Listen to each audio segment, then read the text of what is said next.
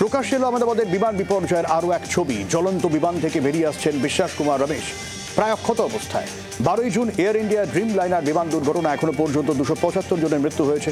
ঘটনার পূর্ণাঙ্গ তদন্তের জন্য একটি উচ্চ পর্যায়ের কমিটি গঠন করা হয়েছে। দিল্লিতে কেন্দ্রীয় স্বরাষ্ট্র সচিবের নেতৃত্বে বৈঠক, স্বরাষ্ট্র সচিবের সভাপতিত্বে গঠিত হয়েছে এই উচ্চ পর্যায়ের কমিটি।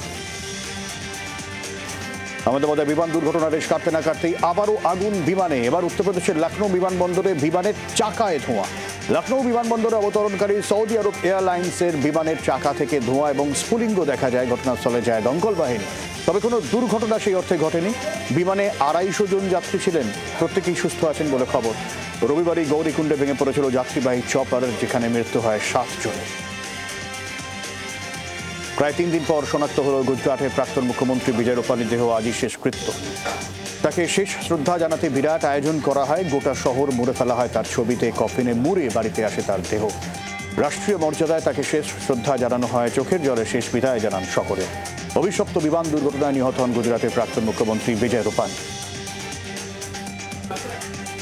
সোদপুরের মহিলাকে নির্যাতনের ঘটনা অভিযুক্ত শ্বেতা খান আরিয়ান খানকে ইতিমধ্যেই গ্রেফতার করে নিজেদের হেফাজতে নিয়েছে পুলিশ।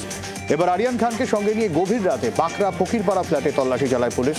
তদন্তকারীরা ফ্ল্যাট থেকে বাজেয়াপ্ত করে বেশ কিছু জিনিস, যার মধ্যে রয়েছে নির্যাতিতার মোবাইল, একটি ল্যাপটপ, কাঁচি। এছাড়াও সিসিটিভির ভিডিআর বাজেয়াপ্ত করা হয়েছে। তাদের বিরুদ্ধে ওঠা অভিযোগ মিথ্যে, এমনটাই জেরার দাবি শ্বেতা আরিয়ান। অভিষেকের 5 পেহেলগাঁও প্রশ্নকে হাতিয়ার সংসদে সরব হতে চলেছে তৃণমূল কংগ্রেস।